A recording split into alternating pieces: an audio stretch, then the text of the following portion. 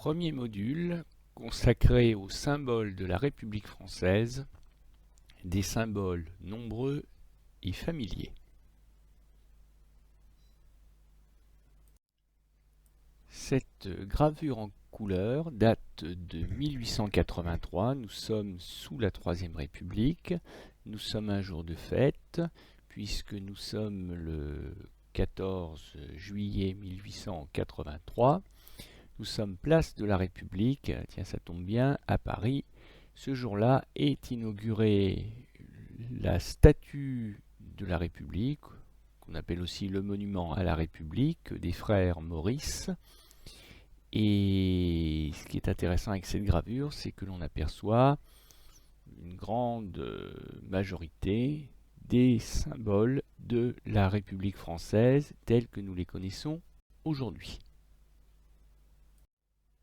À tout seigneur, tout honneur, commençons par le principal symbole de la République française, Marianne, qui trône sur la statue avec comme coiffure son éternel bonnet phrygien que nous retrouvons également en bas de la gravure à gauche sur la tête de la petite fille.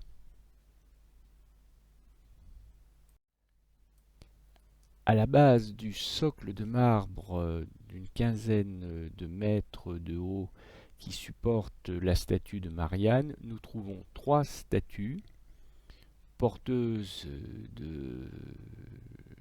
d'un flambeau. On en aperçoit deux sur cette gravure à cause de l'angle de vue qui ne permet pas d'apercevoir les trois en même temps. Et ces porteuses de flambeaux, de torches, ces trois allégories représentent, symbolisent la devise républicaine qui est elle-même un symbole de la République. Les trois valeurs que porte la République, liberté, égalité, fraternité, et le fait qu'elle porte un flambeau est une allusion à la philosophie des Lumières qui conduisit à la Révolution et qui conduisit à la République. Autre symbole de la République française, naturellement, le drapeau tricolore, qui est omniprésent sur cette gravure. Autre symbole de la République française que l'on trouve encore sur les boîtes aux lettres, notamment les boîtes aux lettres jaunes, peut-être pas les tout derniers modèles, mais les précédents, c'est-à-dire l'acronyme de la République française, RF signifiant République française.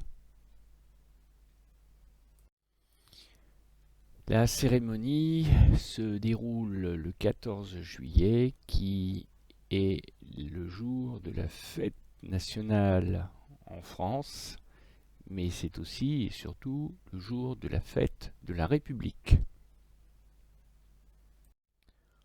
Enfin, le dernier symbole de la République française, qui est certes invisible, mais bien présent malgré tout si on y réfléchit, eh bien, c'est la Marseillaise, l'hymne national, puisque les enfants qui défilent avec des fusils en bois sous la conduite de leur instituteur, eh bien, ces enfants, à un moment ou à un autre, vont probablement entonner le chant de la Marseillaise, puisqu'il s'agit du chant de la République. L'origine commune à l'ensemble des symboles républicains d'aujourd'hui est à rechercher du côté de la Révolution française de 1789. Vous aurez sans doute reconnu un des événements fondateurs de la Révolution française, la prise de la Bastille, et effectivement, certains de ces symboles sont nés soit dès 1789, soit dans les années qui ont suivi la Révolution, comme je vais vous l'expliquer maintenant.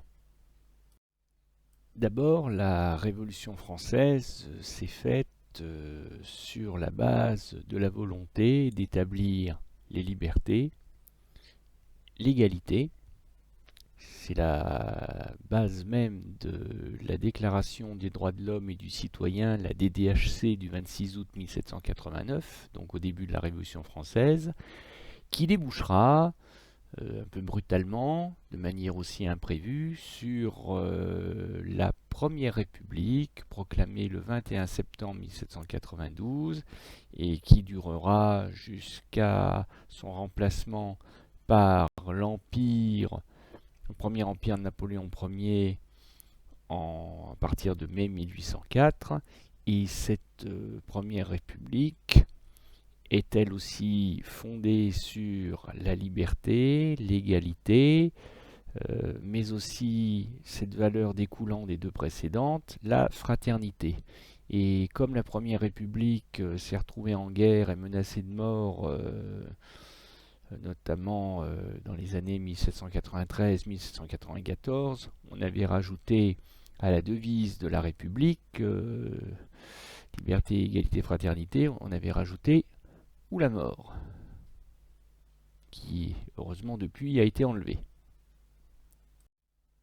Le drapeau tricolore constitue le premier symbole de la République, puisqu'il est né dès l'année 1789. Et il y a deux, trois petites choses à savoir. Jusqu'en 1794 au moins, l'agencement des couleurs n'était pas fixé. C'est-à-dire que les trois couleurs du drapeau tricolore, on les agençait comme on voulait. Et d'ailleurs, si vous avez fait attention sur la gravure précédente, celle qui est maintenant à gauche, vous voyez que le bleu, le blanc et le rouge sont dans le plus complet désordre. Et sur des bandes d'ailleurs verticales qui font penser au drapeau de la Russie ou des Pays-Bas ou du Luxembourg. Bon.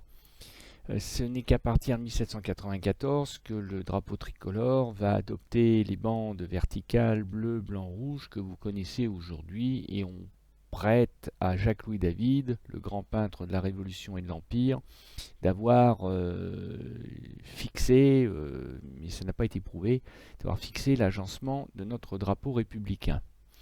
D'autre part, comme vous pouvez le voir sur l'image à droite, il a pu y avoir une époque où il y avait deux drapeaux tricolores en concurrence, puisque, rappelez-vous, sous l'occupation, pendant la Seconde Guerre mondiale, il y avait deux France, la France du maréchal Pétain et la France du général de Gaulle, et ces deux France avaient adopté le drapeau tricolore.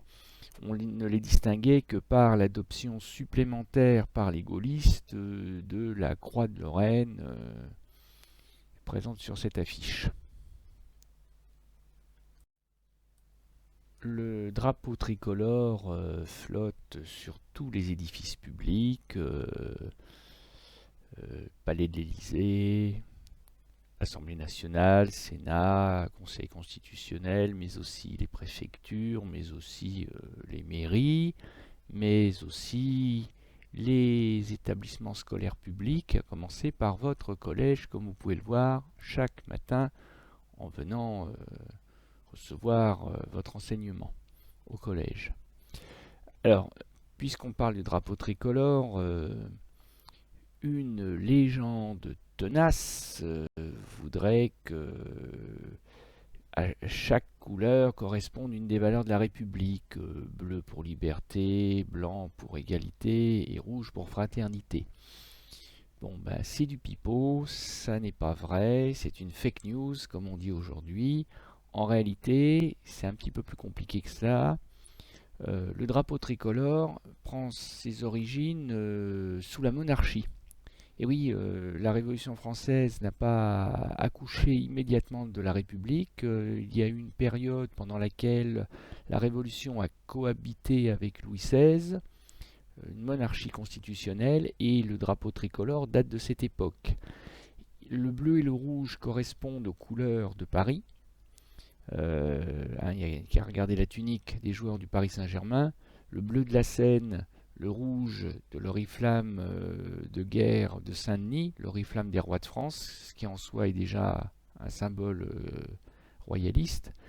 Mais en plus, le blanc qui se trouve enserré au cœur du bleu et du rouge, donc au cœur de Paris, eh bien, c'est la monarchie constitutionnelle, celle de Louis XVI, qui avait quitté le palais de Versailles pour retourner à Paris. Et quand la Révolution a chassé le roi, renversé la royauté, eh bien, on a malgré tout conservé le drapeau tricolore, ce qui fait qu'encore aujourd'hui, notre drapeau républicain comporte en son cœur un symbole de la royauté. Curieux destin que celui de ce champ de marche de l'armée du Rhin, qui, comme son nom l'indique, était destiné à accompagner le pas cadencé des soldats de l'infanterie euh, depuis sa naissance en 1792, mais très vite ce champ de marche de l'armée du Rhin va être baptisé la Marseillaise par des Parisiens qui ignorent que ce chant inventé par un capitaine de l'armée du Rhin, Rouget de Lille, eh bien, ce chant est né à Strasbourg, mais les Parisiens, l'ayant entendu pour la première fois chanté par des soldats originaires de Marseille, vont en tirer la conclusion qu'il s'agit de la Marseillaise. Allons enfants de la patrie, le jour de gloire est arrivé. Et c'est ce nom qui est resté depuis. Alors, c'est un curieux destin, disais-je, parce que longtemps en concurrence avec le chant du départ, autre chant de marche de l'armée française, eh bien la Marseillaise a beaucoup tardé à s'imposer. Elle a été régulièrement interdite, notamment sous les premiers et second empires des deux Napoléons, mais également sous la monarchie, parce que justement la Marseillaise naît pendant la Révolution et la République, et identifié comme un chant républicain à une époque où justement il est interdit d'être républicain. Et la Marseillaise ne deviendra l'hymne national de la France que sous la Troisième République, justement, à partir de 1879. Et depuis, plus personne ne la conteste. Même si il faudra attendre l'année 1880 pour que la Troisième République, encore elle, adopte officiellement le 14 juillet comme jour de la fête nationale en France, et donc fête de la République. En réalité, depuis des années, depuis la Troisième République, depuis ses débuts, eh bien, ce jour-là, on voyait les rues de Paris pavoisées, c'est-à-dire que l'on accrochait des drapeaux tricolores aux fenêtres, comme le montre le célèbre tableau de Claude Monet intitulé La rue Montorgueil, qui est couverte de drapeaux tricolores ce jour-là. Et le 14 juillet est en référence à la prise de la Bastille, qui est considérée à tort ou à raison comme un des événements les plus importants des débuts de la Révolution française, qui donneront naissance, encore une fois, à la République. Et c'est en souvenir de la prise de la Bastille que l'on tire un feu d'artifice qui est censé rappeler les détonations et des combats furieux du peuple s'emparant de la forteresse royale au cœur de Paris.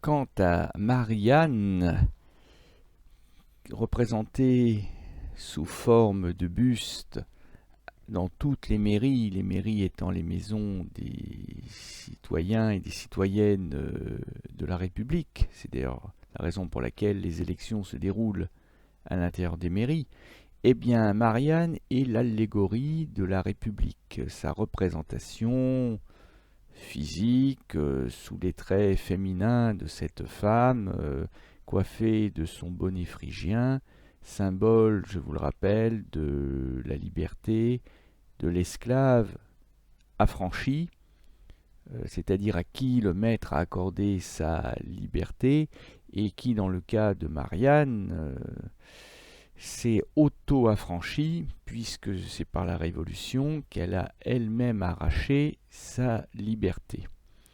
Donc Marianne, c'est un symbole qui remonte assez loin dans le temps, mais qui ne remonte pas nécessairement à la Révolution de 1789, même si on retrouve dès la Révolution un chant républicain mettant en scène une jeune femme qui s'appelle à l'époque Marie-Anne, et qui est probablement à l'origine du prénom Marianne donné au buste de la République aujourd'hui. Mais en réalité, la véritable origine de Marianne est à chercher plutôt du côté de la Révolution, mais celle de 1830, celle qui a été immortalisée par le peintre Eugène Delacroix dans un des tableaux les plus célèbres du patrimoine français, mais aussi mondial, tableau que nous avons étudié ensemble en classe de 4e, et qui montre les Parisiens chasser le roi Charles X lors des 3 glorieuses journées de juillet 1830, parce que Charles X voulait rétablir l'absolutisme et priver ainsi les Parisiens et les Français de leur liberté, égalité et fraternité, des valeurs de la République. Et donc, au beau milieu de ce célèbre tableau, on aperçoit une jeune femme assez improbable, tenant un fusil à baïonnette dans une main et coiffée du bonnet phrygien et tenant le drapeau tricolore dans l'autre, avec comme message qui même me suivent d'une certaine façon, et surtout qui veut vivre libre doit se battre, et s'il le faut mourir pour moi. Et c'est effectivement de cette liberté guidant le peuple qu'est née Marianne, qui est associée aujourd'hui aussi bien à la France qu'à la République, qu'à la liberté. Avec Marianne, c'est du 3 en 1. Pour finir, un symbole qui est parfois associé à la République, et ma foi, il l'a longtemps été, c'est le coq gaulois. Le coq gaulois qui trône encore triomphalement sur les girouettes, sur les clochers des églises de France. Le coq gaulois qui fut utilisé comme symbole républicain, mais qui aujourd'hui est moins considéré comme un symbole républicain que comme un symbole du peuple français. Alors certes, on le retrouve encore sur les maillots des équipes nationales, donc il représente la France, il représente la République, si l'on veut, mais le coq gaulois représente surtout le peuple français. Voilà. Donc il est un symbole indirect de la République et n'est pas officiellement considéré comme symbole républicain.